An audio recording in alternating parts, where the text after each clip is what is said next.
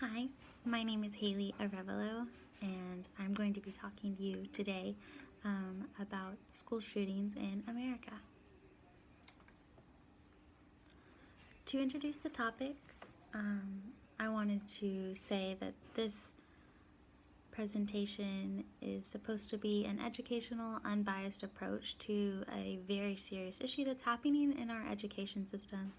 And we have children going to school terrified or feeling unsafe because of these increase in mass shootings across America at schools and on school grounds. Um, in America, since 2013, there have been 290 mass school shootings. That's including elementary, middle school, high schools, and universities. In Texas alone, since 2013 to 2019, there have been 41 mass school shootings that have occurred. It's a large number. Now I want to talk to you a little bit about the definition of mass shooting, which really derived from mass murdering. There is no set criteria or definition for the term mass shooting, which is really important when researchers, media, or law enforcement come together to discuss these mass shootings happening at our schools, because they may not all be on the same page as far as what mass shooting means to them. The most common followed definition or criteria for a mass shooting is given by the FBI, and it is 4 or more fatalities. Mass shooting trackers set their criterion for mass shooting as 4 or more injured or killed, including the shooter. Now I want to read 2 separate statements from victims that have been in these horrific situations. I haven't seen a big change in students saying all of a sudden, oh, this particular school shooting, now I'm going to change my mind. They tend to have pretty strong ideas that the Second Amendment is there for a reason and that it's their right to be able to own a firearm. This was by Kimberly Regglesworth. She's a civics teacher at Onway High School in Onway, Michigan.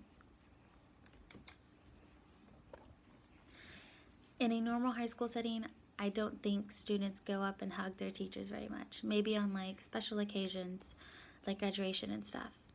But there are many teachers who, every day when I see them, they want to give me a hug. They want to say hello.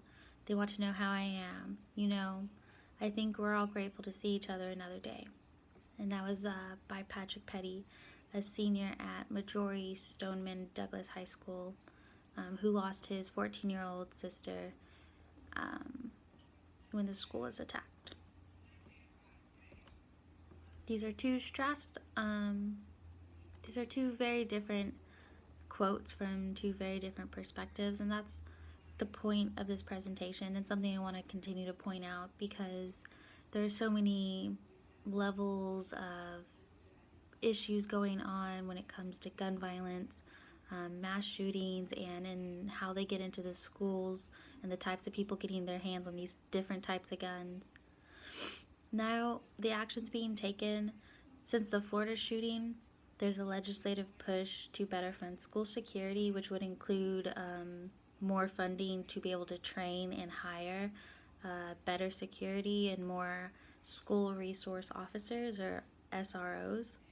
This act is called the Protect Kids Act. However, gun laws and gun restrictions and school funding are all things that are difficult to get passed and agree upon across America in government. There are also various movements like MDA, or Moms Demand Actions for Gun Sense in America, and March for Our Lives movement, that have arisen since this increase in school shootings across America and the actions that haven't really been made but talked about.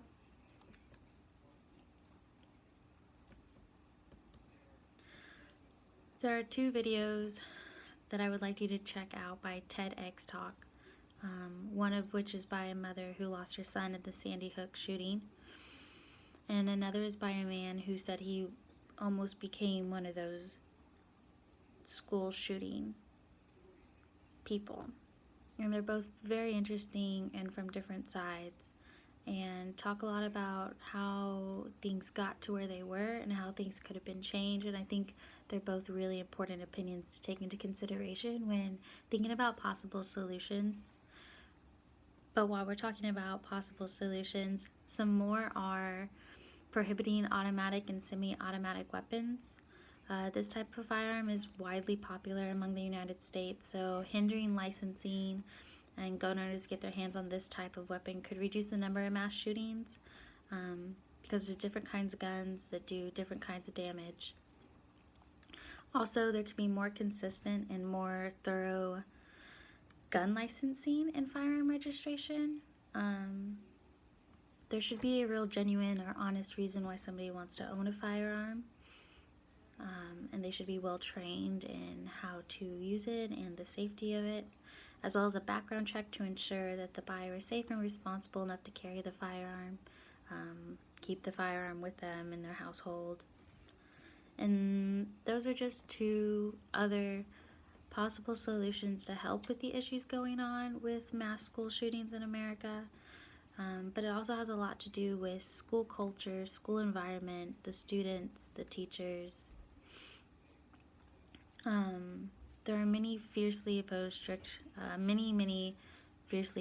strict gun laws in America, and point fingers at the people pulling the trigger versus the guns themselves. And it's a valid point. Are the people the weapon, or are the weapon the weapon? And who's responsible for what?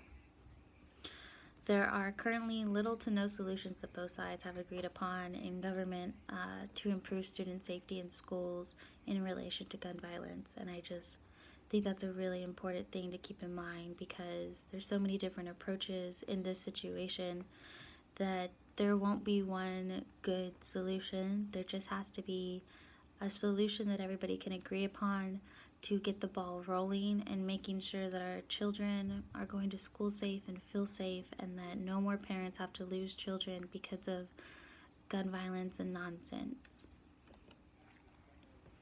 Thank you for listening. The end.